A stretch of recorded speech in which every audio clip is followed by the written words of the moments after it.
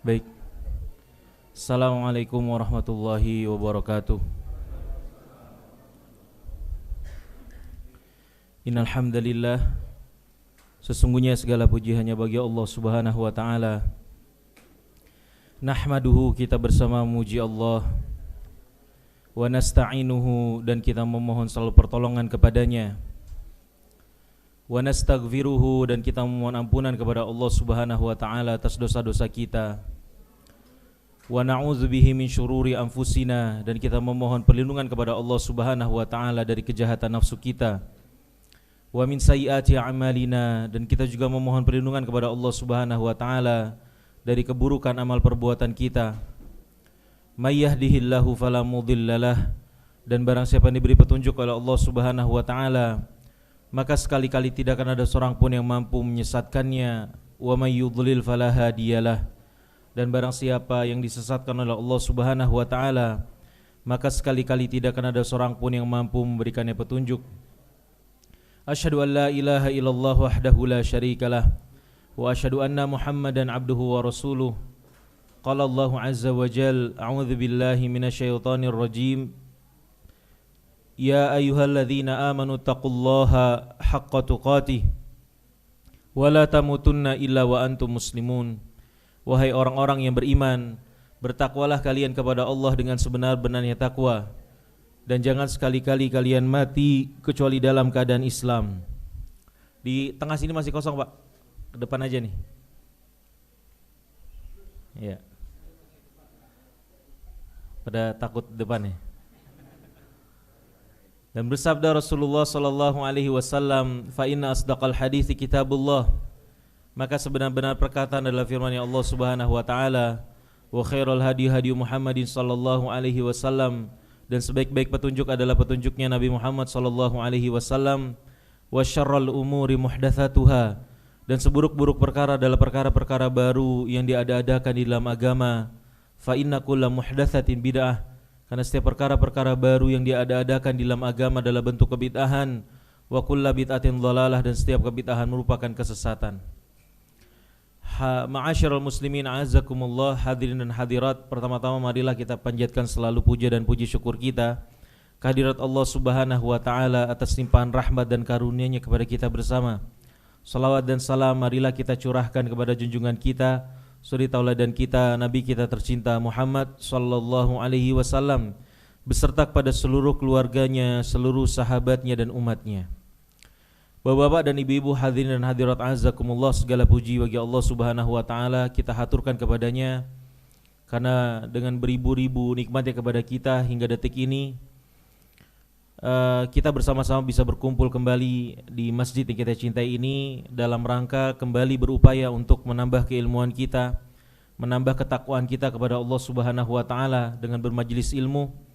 Maka tak bosan saya menasihati diri saya pribadi yang berbicara di sini dan antum yang mendengarkan, untuk bersama-sama kita luruskan niat kita, kita ikhlaskan niat kita bersama, sehingga apa yang menjadi buah-buah manis dari para penuntut ilmu bisa kita dapatkan.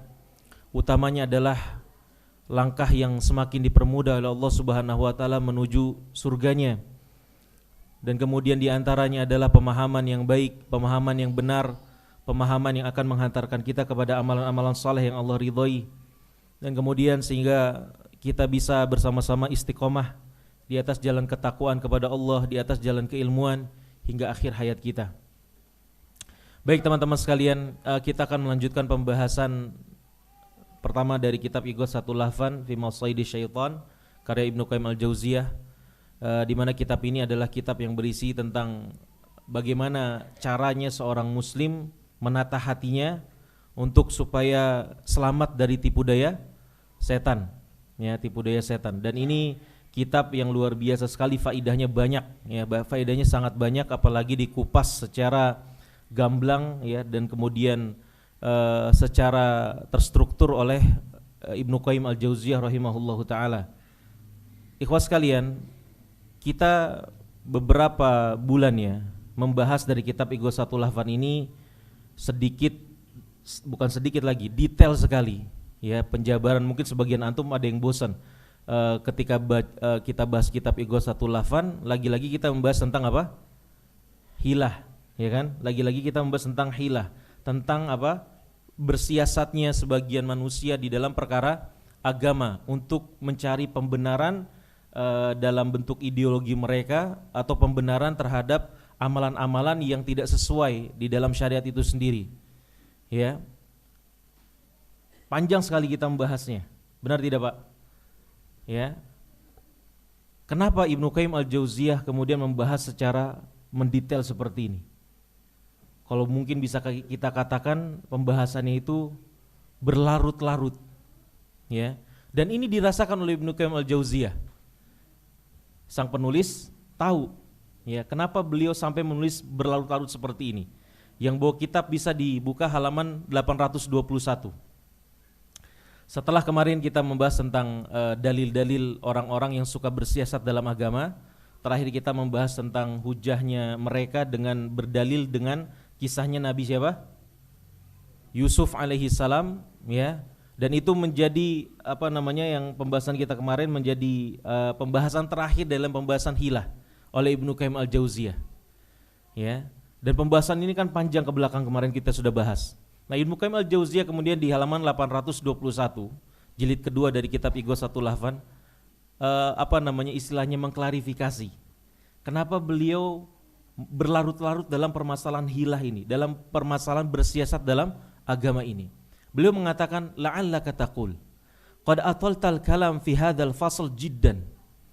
Mungkin sebagian dari pembaca, kata Ibnu Qayyim Al-Jauziyah, ya, mengatakan kenapa Anda Ibnu Qayyim Al-Jauziyah berlarut-larut membahas dalam masalah apa? Hilah ini. Dalam masalah bersiasat di dalam agama ini. Wa qad kana yakfi al-isyara ilaihi. Padahal enggak perlu selarut seperti ini. Panjang lebar seperti ini. Fayuqal, maka kemudian dikatakan oleh Ibnu Qayyim Al-Jauziyah, balil amru a'dham mimma dzakarna. Permasalahan bersiasat dalam agama ini, ya, permasalahan bersiasat dalam agama ini, hakikatnya itu lebih besar daripada yang sudah saya sampaikan, yang sudah saya kupas. Itu masih banyak sekali yang perlu dibahas. Istilahnya seperti itu. Wa huwa bil itila ajdar. Dengan memperpanjang pembahasan ini, itu lebih bijak, kata Ibnu Qayyim Al-Jauziyah. Kenapa? Ini alasannya, Pak. Fa inna bala'al islami wa mihnatihi azumat min hataini at-taifataini. Ya. Kenapa? Karena balaknya kaum muslimin, segala yang terjadi di sepanjang sejarah kaum muslimin. Ya, sejarah kita kan enggak semuanya berjalan dengan mulus, ya. Banyak pertumpahan darah, banyak pertikaian. Maka kata Ibnu Qayyim Al-Jauziyah, kenapa? Karena bala yang dihadapi oleh kaum muslimin sepanjang sejarah mereka itu bersumber dari dua taifah, dari dua kelompok. Dua kelompok, penyebab besarnya dua kelompok ini. Yang pertama, ahlul makri wal mukhada'ah wal ihtiyal fil amaliyat. Yang pertama, sumber masalah dari kaum muslimin adalah, golongan pertama adalah orang-orang yang ahli berbuat makar. Ya, berbuat makar dalam apa? Dalam hal amaliyah di dalam tubuh kaum muslimin. Ya, artinya mereka banyak mengada-ngada amalan-amalan yang sejatinya tidak ada di dalam syariat, tidak termasuk bagian dari syariat. Tetapi kemudian mereka berbuat makar, berbuat hilah, membawa pembenaran-pembenaran sehingga kemudian mereka mencatutkan apa yang sebenarnya tidak ada di dalam syariat. Itu golongan pertama yang menjadi sumber masalah di dalam tubuh umat Islam. Ya, pada akhirnya kan banyak berpecah. Ya. Yang kedua adalah ahlut tahrif wasafsatah wal qarmatah fil ilmiyat. Yang kedua adalah orang-orang yang suka berbuat makar, berbuat hilah, ya, untuk mencari-cari pembenaran guna menjustifikasi ideologi yang baru. Ya. Artinya dalam segi amaliyah ada orang-orang yang berbuat makar, artinya mereka berbuat ngada-ngada di dalam amalan-amalan. Yang kedua adalah mereka membuat ideologi baru di dalam di dalam tubuh umat Islam. Dan semuanya ini dua taifah besar ini mereka akan mengambil jalan hilah. Ya, mereka akan selalu mencari pembenaran-pembenaran dari dalam syariat itu sendiri. Ya. Kan semuanya kita sudah pernah bahas. Apapun itu. Orang Jahmiyah, ya, kemudian ahlul bid'ah, semuanya mereka pasti punya pembenaran. Mereka punya hilah. Makanya Ibnu Qayyim al-Jauziyah membahas panjang lebar, karena ini sumber masalah umat Islam. Ya, kelompok yang kemudian mengada-ngada di dalam permasalahan amaliyah, amalan-amalan, juga kemudian ada kelompok-kelompok yang mengada-ngada dalam permasalahan ideologi, keimanan, i'tiqad, akidah dan seterusnya. Ya. Wa bit ta'wilil batil qutila Utsman. Dan kemudian Ibnu Qayyim al-Jauziyah kemudian memberikan contoh. Kenapa ini penting sekali? Wa bit ta'wilil batil qutila Utsman. Karena takwil yang batil, karena pembenaran-pembenaran dalam agama yang enggak benar, qutila Utsman ibnu Affan radhiyallahu taala anhu. Salah satu kejadian terbesar sepanjang sejarah kita akibat hilah, akibat pembenaran-pembenaran di dalam agama ini, mencari-cari cerah di dalam agama ini adalah terbunuhnya siapa? Utsman ibnu Affan. Bayangkan tuh, khalifah ar-rasyidah, orang yang dikabarkan oleh Rasulullah SAW masuk ke dalam surga, al-ashrah al-mubasyaruna bil jannah, Utsman ibnu Affan. Begitu banyak fadilah-fadilah beliau, ya, karena takwil yang batil, karena pemahaman yang bobrok, ya, karena pembenaran di dalam agama yang salah, maka sampai terbunuh siapa? Utsman ibnu Affan. Ya, wa'athatil ummah fi dimaiha, dan kemudian selanjutnya umat Islam berkubang darah, ya, akibat kejadian besar tersebut. Ya, salah satunya contohnya adalah munculnya firqah apa? Khawarij, firqah Khawarij. Dan ini takwil batil. Ya, karena sebab hilah, pembenaran. Kenapa Ibnu Qayyim al-Jauziyah bahas panjang lebar supaya kita waspadai, Pak. Ya. Hal seperti ini akan berulang. Ideologi itu akan tetap ada. Ya, ideologi menyimpang itu akan tetap ada terus dan terus. Apakah Khawarij enggak ada sekarang? Ada, banyak. Orang-orang yang punya syibah, ya, pola pikir semi-semi Khawarij itu banyak. Orang Murji'ah, apakah enggak ada sekarang? Banyak juga. Semua firqah-firqah sesat yang disebutkan oleh Ibnu Qayyim al-Jauziyah di dalam kitab ini semuanya masih ada nyata di dalam kehidupan kita semua. Ya, makanya Ibnu Qayyim al-Jauziyah bahas panjang lebar permasalahan karena sumber permasalahannya ini. Ya. Contoh misalnya kita sebutkan di antara perkara Khawarij. Saat itu ketika carut marut, ya, perpolitikan setelah Utsman bin Affan wafat, ya, terjadi pertikaian antara siapa? Ali dan Muawiyah. Begitu juga ada perang Jamal antara siapa? Ibunda Aisyah. Itu kan kacau sekali, Pak, ya. Ya, itu kondisi yang luar biasa. Darah para sahabat bercucuran. Betapa banyak para sahabat yang kemudian wafat dalam kejadian besar itu. Ya. Maka ada sebuah riwayat, ya, sebuah riwayat yang disebutkan oleh para ulama dari Ibnu Abbas radhiyallahu taala anhu. Ini riwayat disebutkan oleh Al-Hakim, An-Nasa'i, ya, Al-Baihaqi, At-Tabrani, dan kemudian dinyatakan riwayat ini hasan oleh para ulama. Jadi ada golongan yang menyempal, ya, dari mana? Dari Ali bin Abi Thalib, ya, yang tidak setuju dengan apa yang terjadi di antara para sahabat saat itu, yang dikenal dengan Haruriyah. Ya, siapa ini? Orang-orang Khawarij itu. Mereka yang kemudian mengkafirkan kaum muslimin. Ya, maka saat itu Ibnu Abbas menemui mereka. Ada 3 syubhat orang-orang Khawarij saat itu. Kenapa mereka bisa kemudian punya ideologi sedahsyat itu?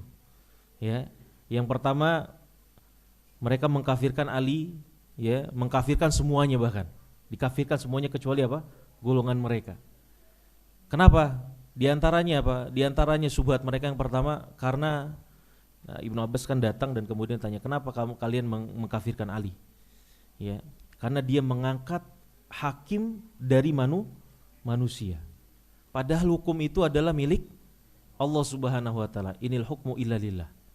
Ya, Itu yang pertama, syubhat mereka. Ditanya Ibnu Abbas datang, coba terangkan kepada saya ideologi kalian. Ya, kenapa kalian bisa mengatakan demikian dan demikian? Orang-orang Khawarij bilang Ali menjadikan manusia sebagai hakim. Padahal Allah Subhanahu wa taala bilang inil hukmu illa lillah. Hukum itu kepunyaannya siapa? Allah Subhanahu wa taala. Ya. Kemudian syubhat yang kedua. Ya, syubhat yang kedua orang-orang Khawarij saat itu sehingga mereka mengkafirkan para sahabat ya yang bertikai saat itu. Maka kata mereka Ali bin Abi Thalib memerangi Ibunda Aisyah. Ya, memerangi siapa? Ibunda Aisyah, tetapi kemudian dia tidak menawan tawanan-tawanan perang dan kemudian tidak merampas atau mengambil harta ghanimah. Sementara kan syariatnya jelas. Ya. Harusnya ada apa? Rampasan perang, kemudian ada penawanan dan seterusnya. Ya, dan kemudian yang ketiga kata mereka orang-orang Khawarij, Ali bin Abi Thalib meniadakan atau menghapuskan gelar Amirul Mukminin dari dirinya. Ya, kalau dia bukan Amirul Mukminin berarti dia Amirul apa? Amirul Kafirin. Ini orang-orang Khawarij nih. Ya. Maka kemudian Ibnu Abbas membantah satu persatu nih ideologi Khawarij ini. Yang pertama kata Ibnu Abbas radhiyallahu taala anhuma, "Amma qaulukum hakkamar rijal fi amrillahi fa ana aqra alaikum ma qad radda hukmahu ila rijal fi saman rubu' dirham fi arnab." Maka kata Ibnu Abbas, adapun perkataan kalian, Ali itu memberikan hukum kepada manusia, maka saya akan bacakan ayat di mana Allah Subhanahu wa taala memberikan kesempatan buat seseorang untuk menghukumi perkara di antara manusia. Ya. Di dalam surat Al-Maidah 95, Allah Subhanahu wa taala berfirman, "Ya ayyuhalladzina amanu la taqtulus sayda wa antum hurum." Ya, dan kemudian sampai perkataan atau firman Allah Subhanahu wa taala, "Yahkumu bihi dzawa adlin minkum." Yahkumu bihi dzawa adlin minkum. Apa kata Allah Subhanahu wa taala, wahai orang-orang beriman, janganlah kamu membunuh hewan buruan dalam keadaan berihram, kata Allah. Barang siapa yang membunuhnya di antara kamu secara sengaja, maka dendanya adalah menggantinya dengan hewan yang seimbang dengannya, menurut putusan hukum dua orang di antara kamu. Ya, jadi Allah memberikan apa? Memberikan otoritas kepada manusia untuk menghukumi permasalahan itu. Ya, orang-orang Khawarij bilang apa? Inil hukmu illa lillah, simple mereka. Mereka enggak baca ayat-ayat yang lain. Mereka enggak baca hadis-hadis yang lain. Ya. Terlalu sempit pikiran mereka. Tidak mengkomparasikan ayat-ayat yang lainnya. Ibnu Abbas bahrul ulum, ya, lautnya ilmu. Kemudian juga kata kata Ibnu Abbas radhiyallahu taala anhuma di dalam surat An-Nisa ayat 35. Ini supaya antum tahu, Pak. Ya, bahwa Islam itu solusi, Islam itu ketika dilihat secara cerdas, dalil-dalilnya kita enggak akan berbuat hilah. Kita enggak akan mencari-cari pembenaran untuk ideologi yang apa? Yang salah. Ya. Di dalam surat An-Nisa ayat 35, wa fil mar'ah kata Ibnu Abbas, wa zawjiha qala Allah azza wa jalla wa in khiftum shiqaqa bainihima fab'athu hakaman min ahlihi wa hakaman min ahliha. Kalau kalian kalau kalian khawatir akan terjadi sengketa di antara pasangan suami dan istri ini, maka salah satu solusinya kata Allah apa? Fab'athu hakaman min ahlihi wa hakaman min ahliha. Maka utus hakim dari pihak siapa? Suami, dan kemudian utus hakim dari pihak istri. Kemudian berembuk di situ. Ini dikasih otoritas sama Allah Subhanahu wa taala, manusia dikasih otoritas. Maka kata Ibnu Abbas, kalau dalam permasalahan kelinci tadi aja, hewan buruan saja, Allah kasih otoritas manusia buat mencari solusi. Ya, mana yang lebih besar di kelinci apa urusan darah kaum muslimin? Urusan darah. Maka kemudian Ibnu Abbas dalam syubhat pertama orang-orang Khawarij ini, dia bilang, saya sudah terangkan kepada kalian paham istilah seperti, kalian paham seperti ini? Paham, ya. Kemudian yang kedua, kata Ibnu Abbas, syubhat yang kedua, Ali memerangi tentaranya Ummul Mukminin, ya, Aisyah. Dan kemudian tidak menawan dan kemudian tidak mengambil ghanimah dan seterusnya. Maka kata Ibnu Abbas, atasbuna ummakum Aisyata summa tastahilluna minha ma yustahallu min ghairiha. Apakah kemudian kalian berpikir Ali seharusnya kemudian menawan ibunda siapa? Aisyah radhiyallahu taala anha. Ya. Dan kemudian kehormatan beliau dicampakkan begitu saja, kata siapa? Ibnu Abbas. Fala in fa'altum laqad kafartum wa hiya ummukum. Kalau kalian berbuat demikian, kalian tawan, kemudian kalian injak-injak kehormatannya, laqad kafartum. Kalian bisa jatuh pada kekufuran. Kenapa? Ibunda Aisyah itu ibunda kalian. Ya, ibunda kalian sendiri. Wala in qultum laysat ummana laqad kafartum fa innallaha yaqul an-nabiyyu aula bil mu'minina min anfusihim wa azwajuhu ummahatuhum. Surat Al-Ahzab ayat 6. Kalau kalian tidak menganggap ibunda Aisyah sebagai ibunda kalian bisa jatuh juga dalam kekufuran. Kenapa? Allah sudah berfirman, an-nabiyyu aula bil mu'minin min anfusihim wa azwajuhu ummahatuhum. Dan istri-istri Nabi adalah ibu buat orang-orang beriman, kaum muslimin. Fa antum taduruna baina dhalalatain. Ayyuhuma sirtum ilaiha sirtum ila dhalalah. Jadi kalian ini dalam syubhat kalian yang kedua ada dua opsi buat kalian. Apapun opsi yang kalian ambil ini, kalian sesat. Kata Ibnu Abbas. Dan kemudian syubhat yang ketiga, kata Ibnu Abbas radhiyallahu taala anhuma, wa amma qaulukum maha ismahu min amiril mu'minin.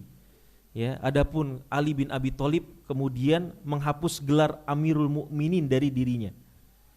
Ya, maka kemudian Ibnu Abbas radhiyallahu taala anhuma membawa riwayat ketika Rasulullah SAW sedang membuat perjanjian Hudaibiyah dengan orang-orang kafir, ya, di mana kemudian saat itu Rasulullah mendiktekan, utub ya Ali, hadza mastalaha alaihi Muhammadun Rasulullah.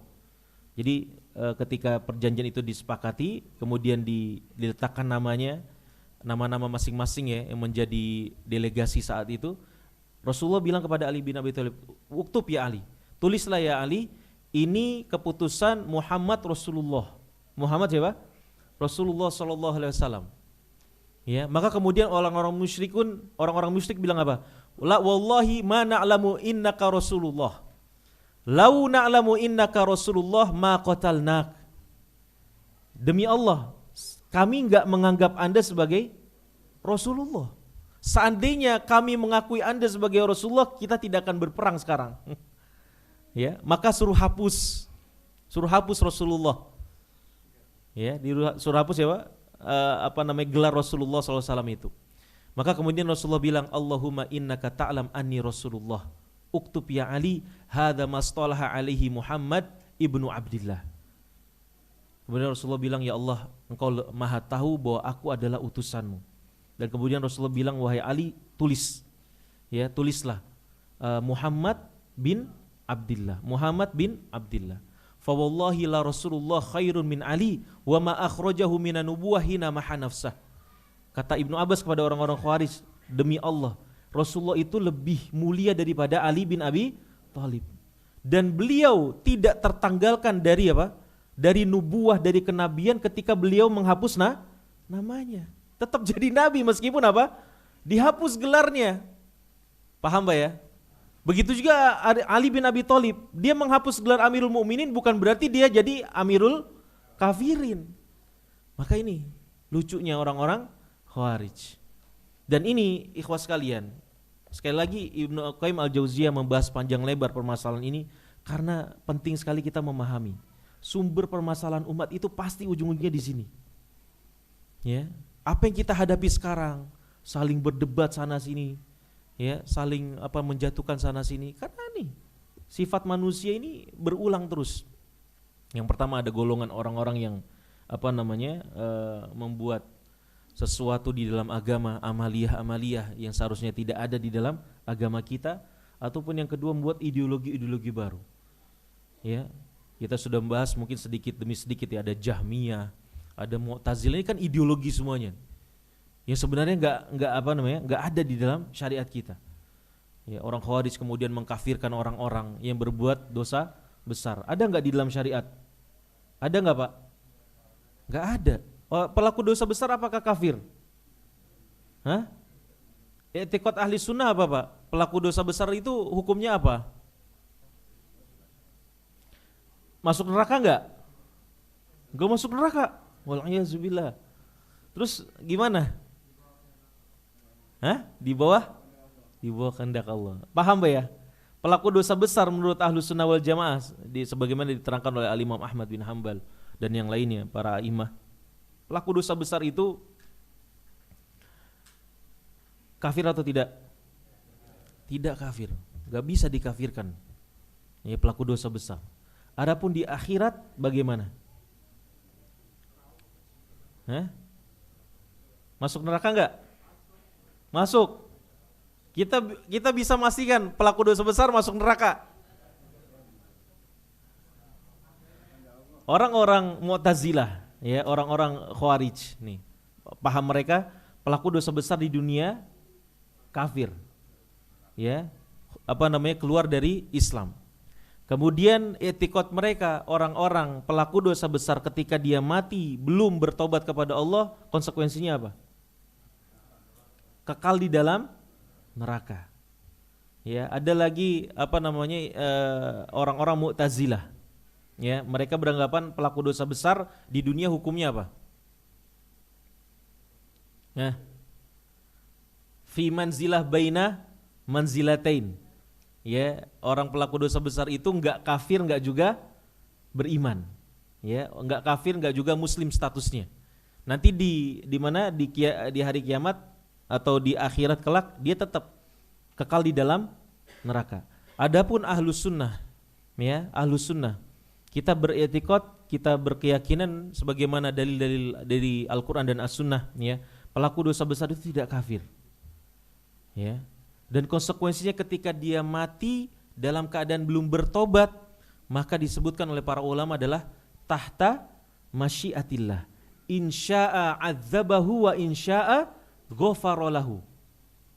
Paham, Pak? Ketika dia mati masih bawa dosa besar tersebut, konsekuensinya adalah di bawah keputusannya Allah Subhanahu wa taala. Kalau Allah berkehendak, Allah akan azab dia. Tapi di azab kekal tidak? Tidak kekal. Sesuai dengan kadar dosanya yang harus dia bersihkan. Ya, wa insya'a ghafarolahu. Atau bisa jadi opsi yang kedua, diampuni sama sekali sama Allah Subhanahu wa taala. Ya, dalilnya apa? Surat An-Nisa, innallaha la yaghfiru ayyushraka bihi wa yaghfiru ma duna dzalika liman yasha. Sesungguhnya Allah tidak akan mengampuni dosa syirik. Dan Allah mengampuni yang selain daripada kesyirikan. Ya. Dari As-Sunnah banyak sekali. Di antaranya mungkin antum pernah dengar hadis bitaqah. Ya, hadis bitaqah, tahu hadis bitaqah itu? Ada nanti seorang yang dibebaskan oleh Allah Subhanahu wa taala di dosa-dosanya. Padahal kata Rasulullah SAW itu orang datang dengan lembaran-lembaran dosa sebanyak 99 lembar. Yang satu lembarnya itu sejauh mata memandang, isinya dosa semuanya. Isinya apa? Dosa semuanya. Ya. Tetapi kemudian qadarullah, orang ini ketika sudah mengakui semuanya dosa-dosanya, enggak ada yang orang yang tidak mengakui dosa di hadapan Allah Subhanahu wa taala. Ya, semua lembaran-lembaran tersebut tersimpan dengan baik, dicatat ya oleh petugasnya Allah Subhanahu wa taala. Enggak ada yang bisa memungkiri dosa-dosanya. Maka ketika ditanya apakah Anda mengakui ya dosa-dosa ini, apakah Anda mengakui perbuatan-perbuatan ini? Ya, saya mengakuinya. Ya, apakah Anda punya hujah? Ada uzur tidak? Anda punya kebaikan tidak? Saya rasa tidak. Ya, maka dikatakan kepadanya la zulmal yaum. Ya, la zulma 'alaikal yaum. Tidak ada kezaliman atas siapapun di hari ini. Maka dikeluarkanlah apa? Bitokoh saat itu. Bitokoh ini kita nggak tahu bentuknya gimana. Tapi kalau diartikan bitokoh itu apa, Pak? Kartu. Kita nggak tahu bentuknya seperti apa. Yang jelas kecil. Kenapa? Karena orang ini ketika dikeluarkan kartu bitaqah tersebut, kartu yang berisi la ilaha illallah Muhammadur Rasulullah, orang ini meremehkannya. Ya Rob, apa yang bisa dilakukan bitaqah ini, kartu ini, kalau dibandingkan dengan lembaran-lembaran dosa saya yang banyak seperti itu. Ya, maka kemudian ditimbang, ya, lembaran-lembaran dia yang banyak itu di satu sisi, dan kemudian bitaqahnya itu di satu sisi timbangan yang lainnya. Beratan mana Pak? Beratan bitaqahnya. Ya, beratan bitaqahnya. Oh, jadi kita masuk surga semua dong, punya bitaqah semua nih. Insya Allah. Tapi antum jangan kepedean. Ya, ini jarang-jarang mungkin orang yang seperti ini. Yang bitaqah qadarullah, ya, ternyata bitaqahnya itu berat. Itu bisa jadi nggak terjadi sama diri kita, ya, bisa jadi tidak terjadi sama semua orang, hanya khusus qadarullah, ya kan, wa masya'a fa'al, itu kehendaknya siapa? Allah Subhanahu Wa Taala. Maka yang harus kita lakukan ya udah berusaha semaksimal mungkin, jangan kemudian tadi berpikir sempit sebagaimana orang Khawarij atau orang-orang zindik, orang-orang Murji'ah atau neo Murji'ah yang mereka mengambil berideologi dengan satu hadis saja, tidak kemudian merangkum semuanya dalil-dalil.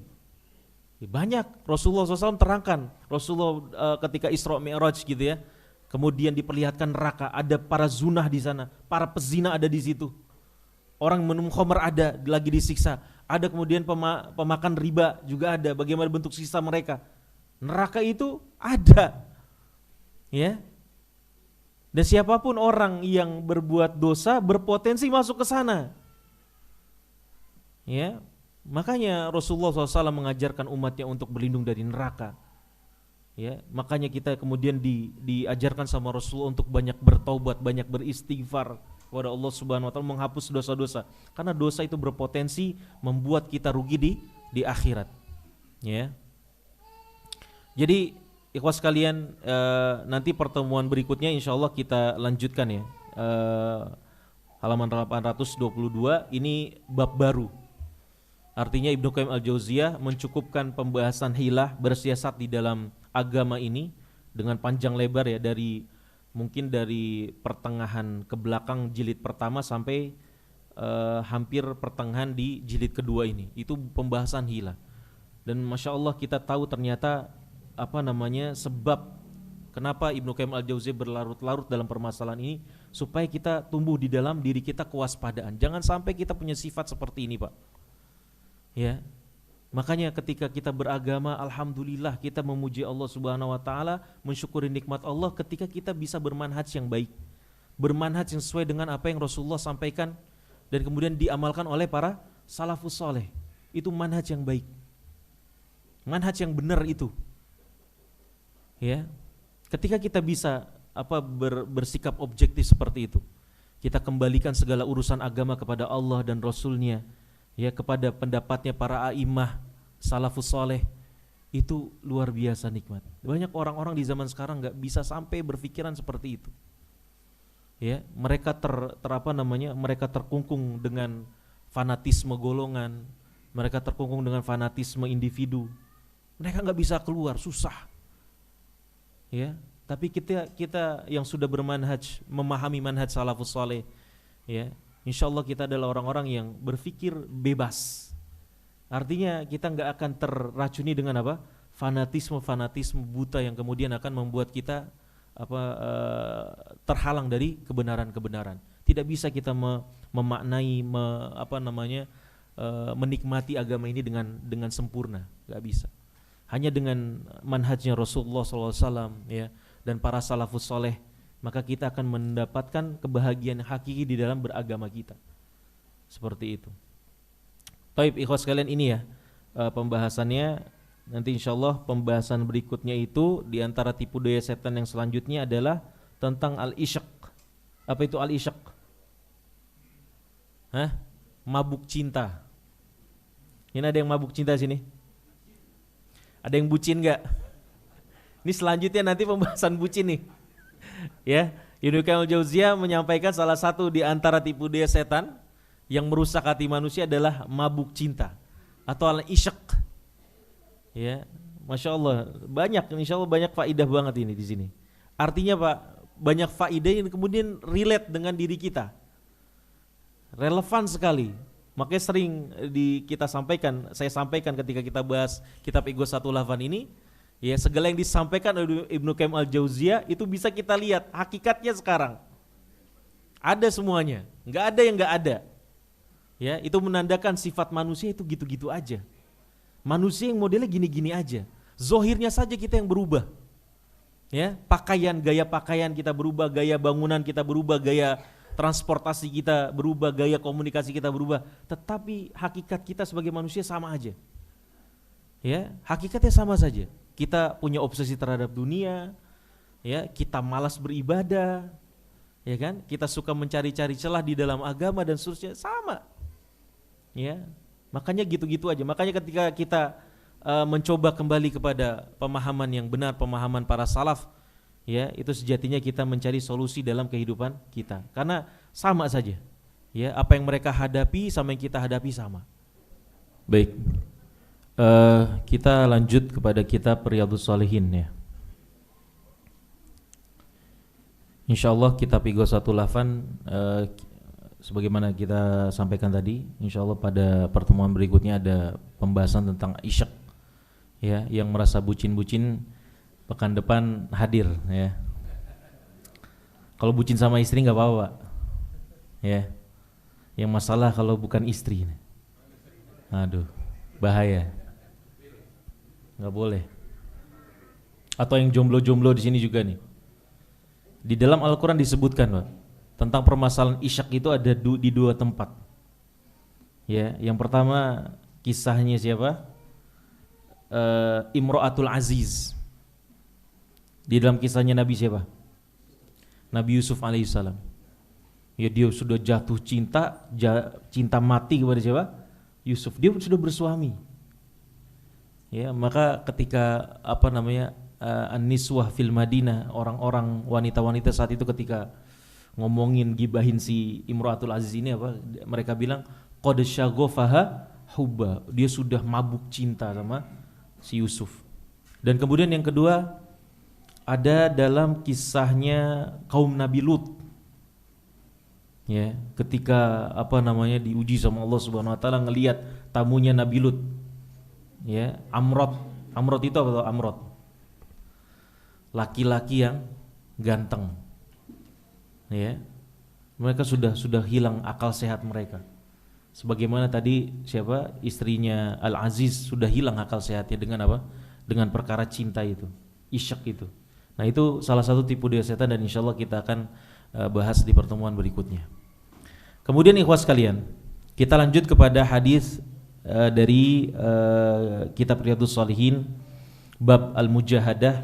Al-mujahadah ini artinya kalau kita artikan adalah bersungguh-sungguh. Mujahadah itu artinya apa? Bersungguh-sungguh.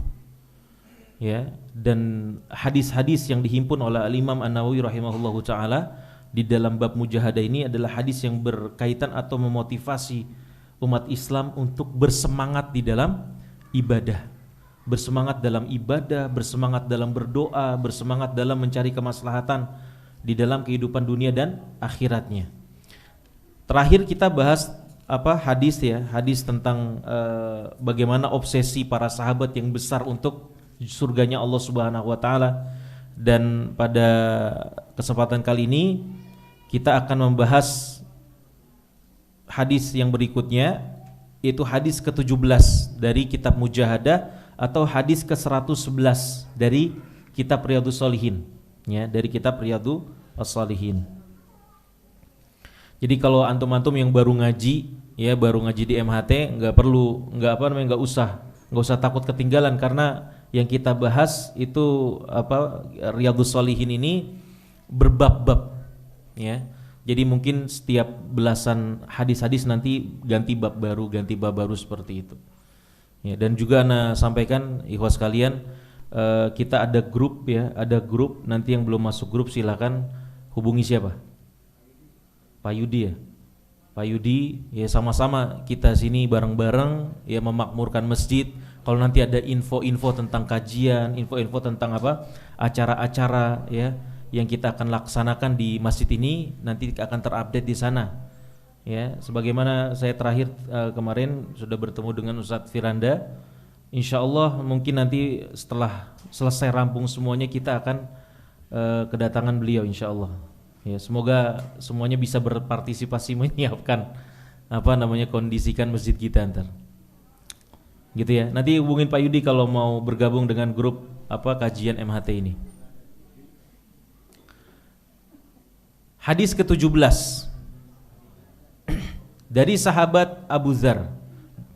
Siapa Abu Dzar namanya? Abu Dzar namanya siapa? Nama aslinya beliau. Abu Dzar itu apa? Laqab apa?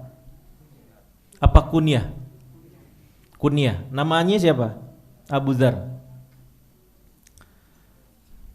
Kalau dulu di Fakultas Hadis seperti itu kita.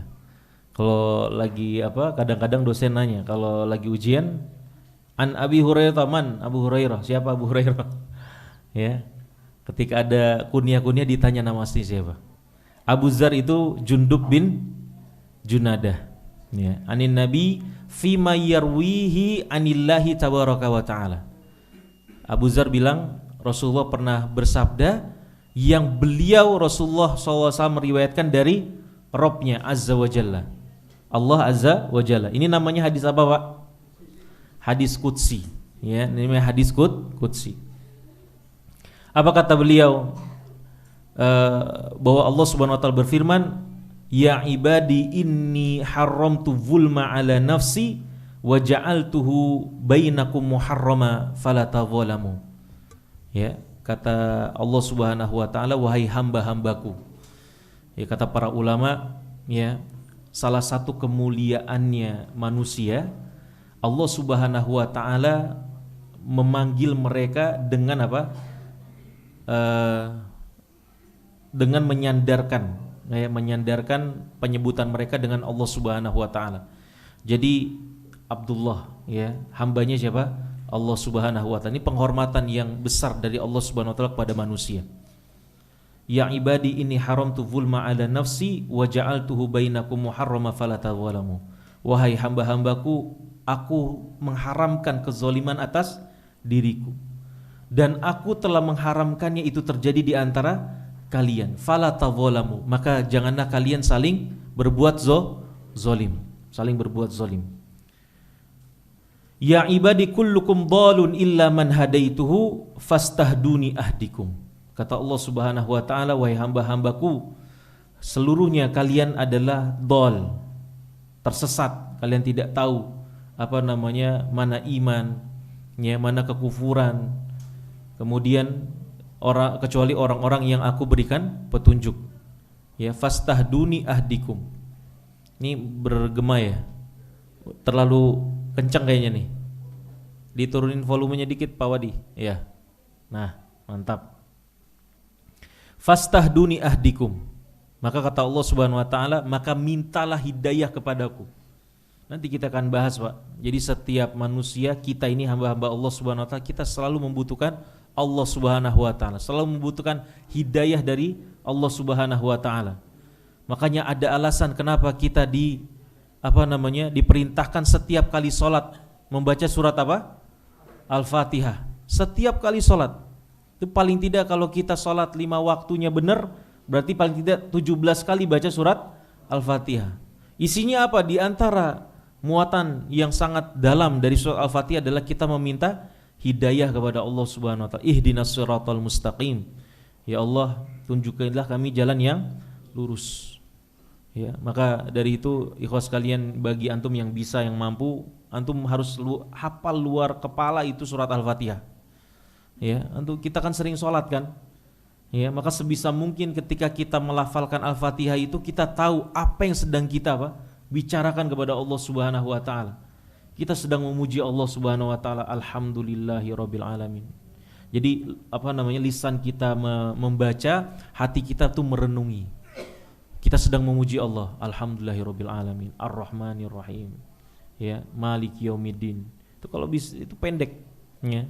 Dihafalkan juga artinya. Kemudian kata Allah Subhanahu wa taala, ya ibadi kullukum ja'i illa man at'amtuhu fastat'imuni ut'imkum, kata Allah.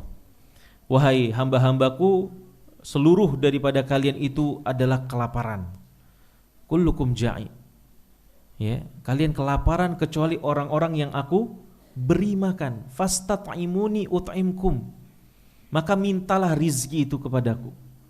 Ya, mintalah makanan itu kepadaku, maka aku akan berikan kepada kalian. Ut'imkum. Ya ibadi kullukum arin illa man kasautuhu fastaksuni aksukum. Ya, wahai hamba-hambaku, kata Allah Subhanahu wa taala, kalian semuanya tidak berpakaian kecuali orang-orang yang aku beri pakaian. Fastaksuni aksukum, ya, dan mintalah pakaian tersebut kepadaku, mintalah rizki tersebut kepadaku, maka aku akan perkenankan, ya. Dan kemudian kata Allah Subhanahu wa taala, ya ibadi innakum tukhti'una bil-laili wan-nahar wa ana aghfiru dzunuba jami'a fastaghfiruni aghfir lakum. Wahai hamba-hambaku, kalian berbuat salah siang dan malam, kalian berbuat salah, berbuat kemaksiatan. Wa ana aghfiru dzunuba jami'a, sementara aku adalah zat yang maha mengampuni dosa-dosa. Fastaghfiruni aghfir lakum, kata Allah. Ya, maka apa? Mintalah ampunan kepadaku, maka niscaya aku akan ampuni. Ya, ada di sini yang enggak berbuat dosa, Pak? Hah? Mustahil kita enggak berbuat dosa. Pasti berbuat dosa. Makanya kata Rasulullah SAW, ya, kullu bani adama khatta'un. Setiap anak Adam itu sering atau pandai berbuat dosa. Pasti berbuat dosa, enggak ada. Bahkan ketika mendefinisikan orang-orang yang bertakwa di dalam Al-Quran, bukan orang-orang yang tidak berbuat dosa, tetapi orang-orang yang apa? Apa Pak? Orang bertakwa itu orang yang apa? Yang bertaubat. Walladzina idza fa'alu fahishatan aw zalamu anfusahum dzakarullaha fastaghfaru lidzunubihim. Jadi orang bertakwa itu bukan orang yang enggak pernah berbuat dosa. Karena enggak mungkin manusia enggak berbuat dosa. Tapi kata Allah, walladzina idza fa'alu fahishatan aw zalamu anfusahum dzakarullah. Ketika mereka berbuat fahisha, ketika mereka berbuat dosa dzakarullah. Mereka langsung ingat siapa? Allah Subhanahu wa taala. Fastaghfaru lidzunubihim. Dan kemudian mereka meminta ampun. Ini perbedaan antara kita dan orang-orang bertakwa, orang-orang ahlul jannah, seperti itu. Dan semoga kita berusaha menjadi mereka nih, orang-orang bertakwa. Yaitu apa? Orang-orang yang ketika berbuat buruk, berbuat kemaksiatan langsung ingat Allah. Ya, langsung ingat Allah, nih saya berbuat dosa nih. Makanya bahaya punya mentalitas hilah, ya kan? Yang mencari-cari pembenaran, bahaya, tertutup pintu tobat. Ketika melakukan kemaksiatan, bukannya mengakui kemaksiatan tersebut, meminta ampun, tapi apa? Mencari pembenaran atas kemaksiatan dia. Bahaya. Bahaya kalau mentalitas seperti itu. Dan banyak di antara kita yang berbuat demikian. Wal'iyazubillah. Ketika berbuat dosa diingetin, malah apa? Cari-cari ulama yang membolehkan. Ya, ada enggak yang membolehkan nih? Dicari-cari sama dia. Enggak boleh, Pak. Ya, bahkan Rasulullah dalam riwayat itu perintahkan umatnya, para sahabat untuk beristighfar, ya, dan kemudian Rasul bilang, sesungguhnya aku beristighfar dalam sehari itu 70 kali, kata Rasulullah. Dalam riwayat 100 kali, kata Rasulullah SAW. Artinya Rasul banyak beristighfar kepada Allah Subhanahu wa taala. Ya. Karena istighfar itu diantara apa? Amalan yang paling dicintai oleh Allah Subhanahu wa taala. Kenapa, Pak? Istighfar, kita mohon ampun kepada Allah, amalan diantara amalan yang sangat dicintai sama Allah. Ada yang tahu, Pak? Hah? Kenapa? Mengaku dosa.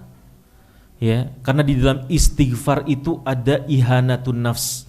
Ada penghinaan diri kita di hadapan Allah Subhanahu wa taala. Itu salah satu yang dicintai sama Allah. Ketika seorang hamba menghinakan diri di hadapan Allah Subhanahu wa taala, kita memang hina.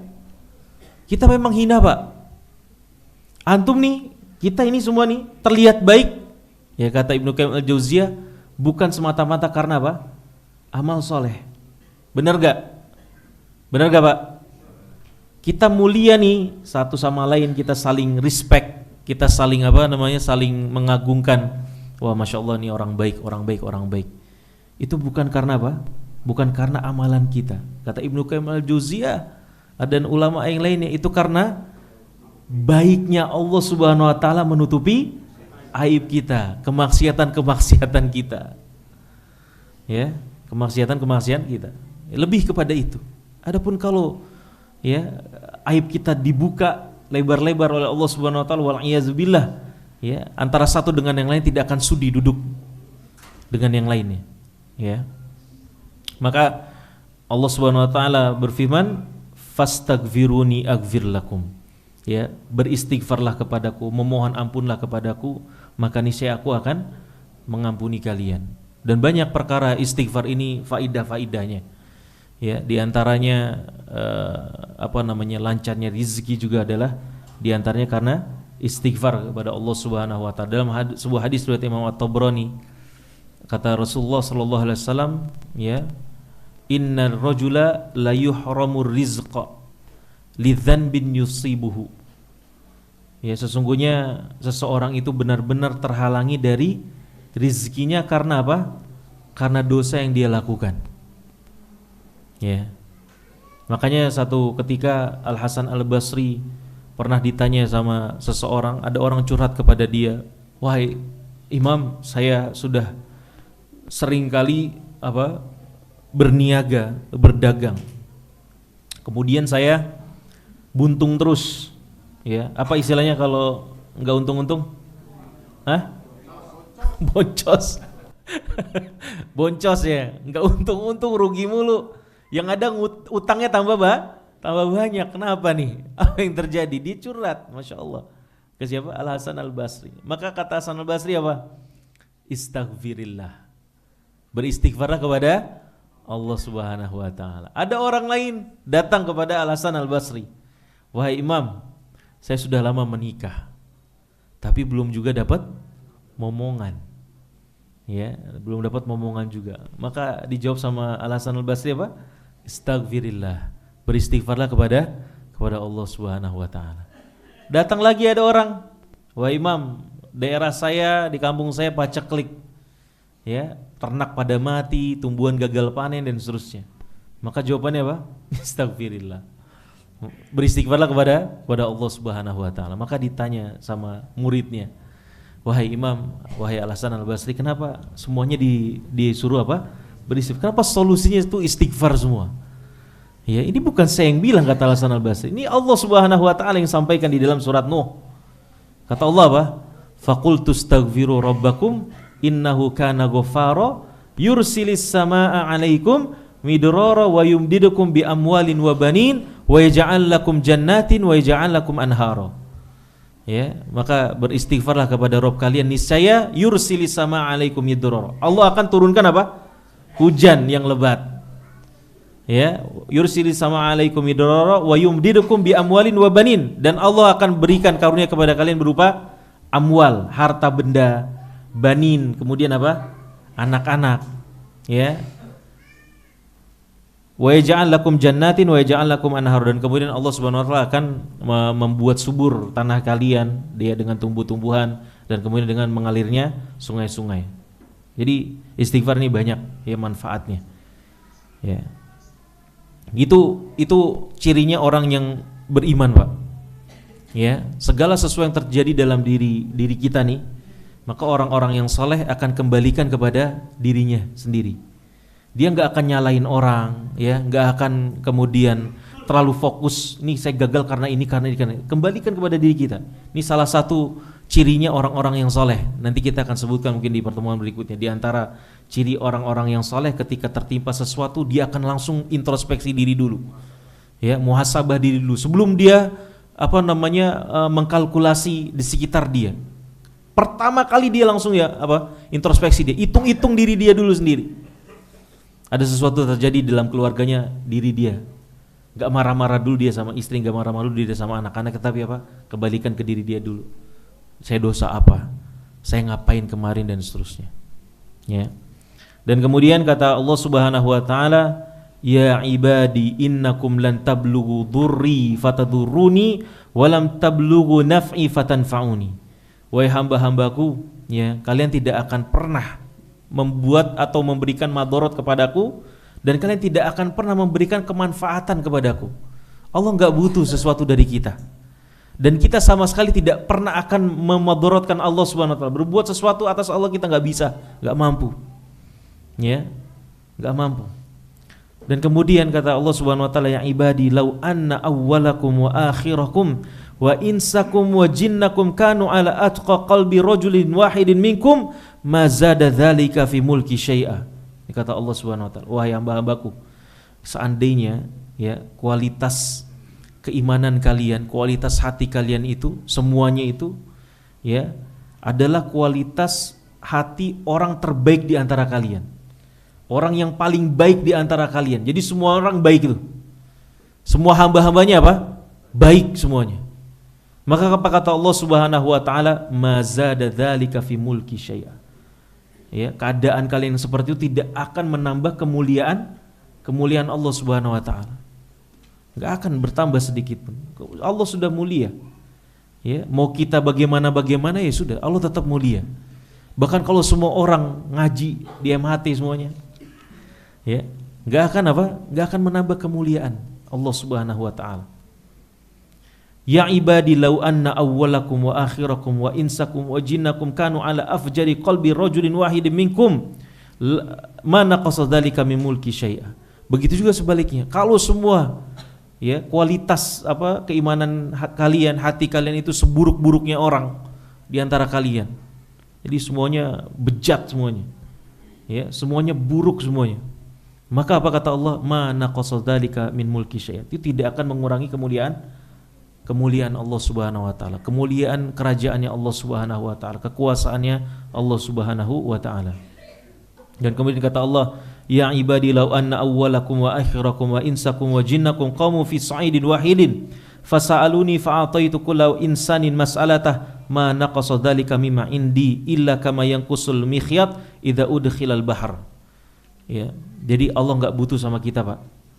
Kalau ada orang ketika misalnya diajak sholat, ya, kemudian diajak berpuasa, dia bilang Allah nggak butuh kok sama sholat saya, Allah nggak butuh kok sama puasa saya, bener nggak? Abis itu nggak sholat, abis itu nggak puasa, bener nggak? Hah?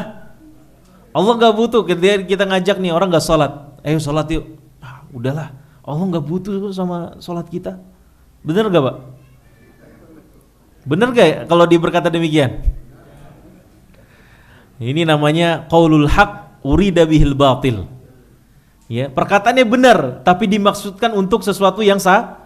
Ya, kita balikan. Allah yang perintahkan kita untuk salat, untuk kepentingan kita, untuk kebaikan kita, bukan kebaikannya siapa? Allah Subhanahu wa taala.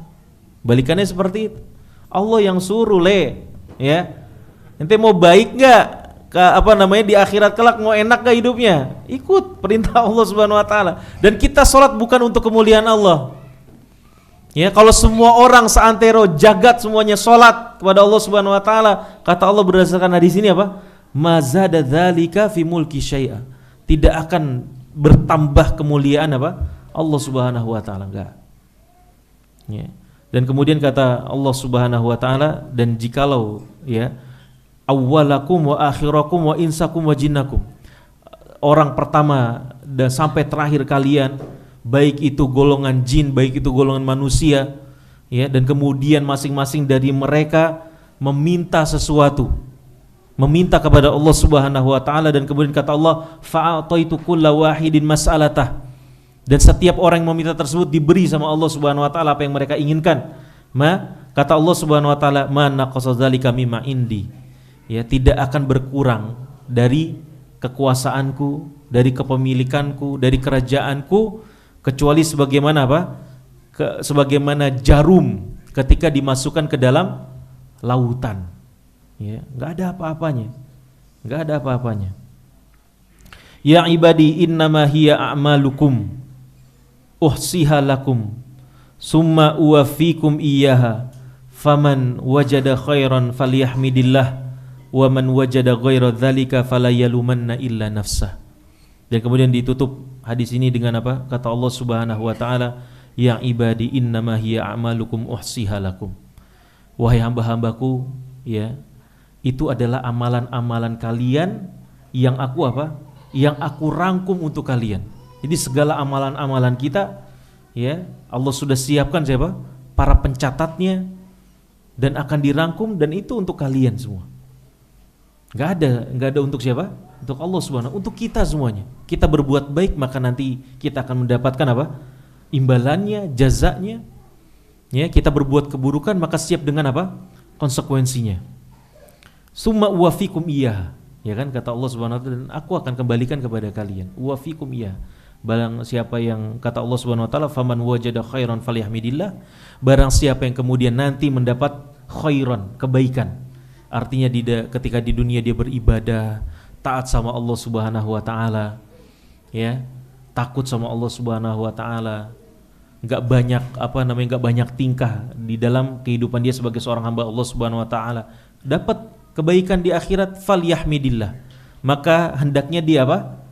Memuji siapa? Allah Subhanahu wa taala. Ya, yang dipuji siapa? Allah Subhanahu wa taala. Maka jangan sampai kita terbuai dengan apa? Amal soleh kita. Kita merasa tinggi dengan amal soleh kita. Kita sholat, kita bersedekah, ya, kita melakukan amalan soleh. Jangan tertipu. Wah, ini hebat sekali saya. Ya, kalau nggak ada hidayah dari Allah, taufik dan sadat dari Allah buat kita, nggak mungkin kita bisa mengerjakannya. Ya, nggak mungkin kita bisa mengerjakannya. Dan kemudian kata Allah Subhanahu Wa Taala, wa man wajada ghayra dzalika fala yalumanna illa nafsah.